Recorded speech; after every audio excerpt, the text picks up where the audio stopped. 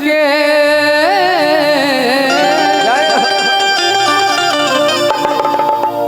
कि चौकी हनुमत भी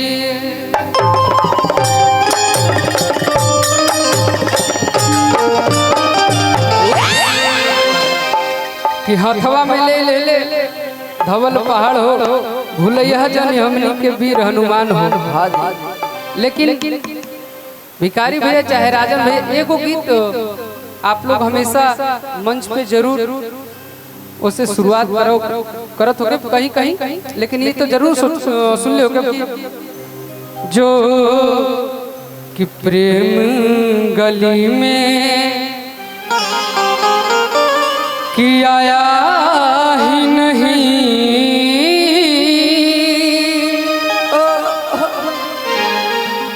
प्रियतम का ठिकाना क्या जाने कि जो कि प्रेम गली में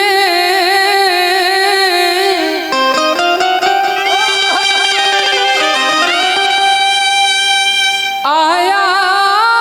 ही नहीं प्रियतम का ठिकाना क्या जाने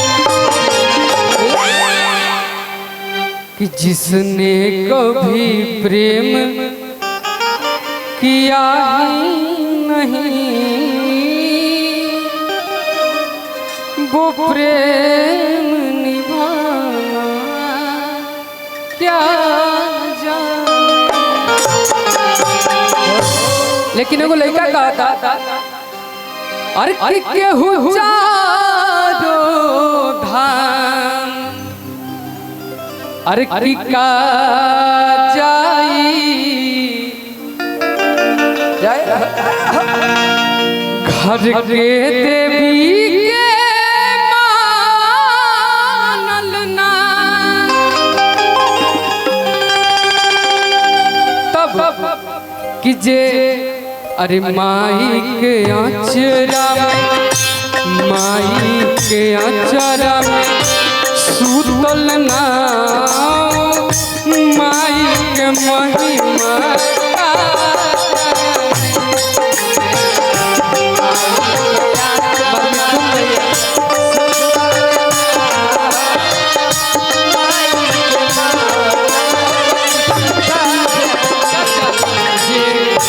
माई के आचरा में सुतल ना माई के महिमा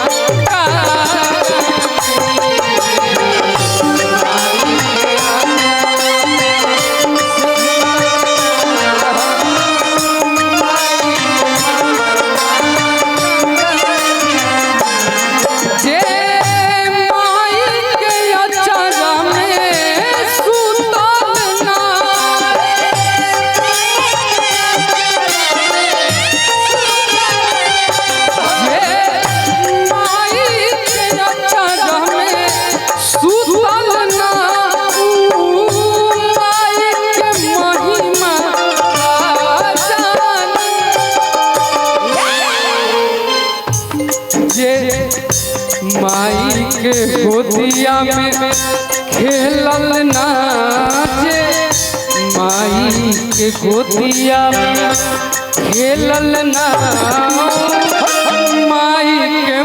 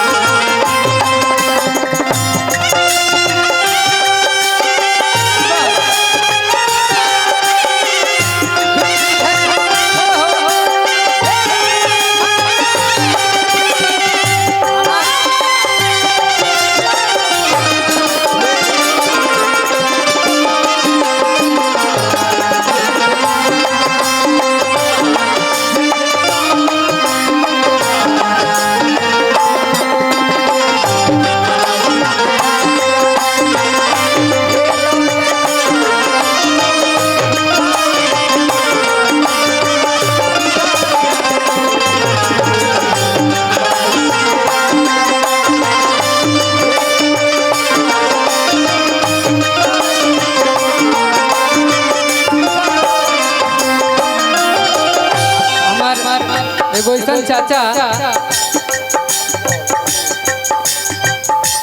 रविंद्र चाचा जिनका से हम मिथुन भैया के मशरूम के फैक्ट्री पर भी मिलल पहले चाचा के तरफ से बहुत बहुत पुरस्कार काहे डाल दे माई गीता हरी माई सीता हरी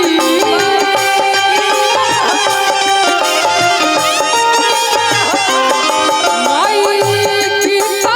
हरी माई सीता हरी माई मन मंदिर के सरिता हरी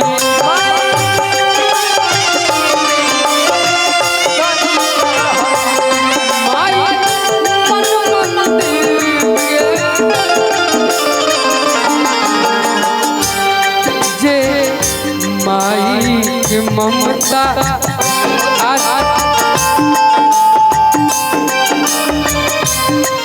आज भी हम तो बराबर अजीत आनंद भैया के घर जाइला चुन्नू भैया भी हमको उतना ही माने ले इनका से ज्यादा शायद हमरा माने ले काहे कि हमरा खोजे ले महीना के बिक्कू कहां बा बटन पहले के छोड़ देले बा लेकिन जे माई हमनी के मानीला कि बबू आइल बा त राते खाना खइले रहे कि ना सुबह के नाश्ता होई बनावेली हम नहीं खाते हां जी ए चलते जे माई के ममता पावल ना जे माई के ममता पावल ना प्रीत निभा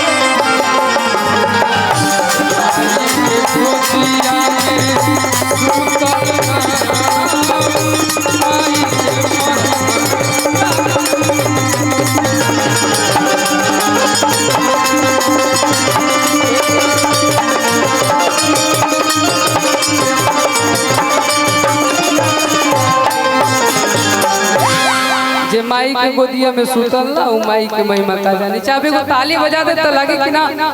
बिक्कू गावत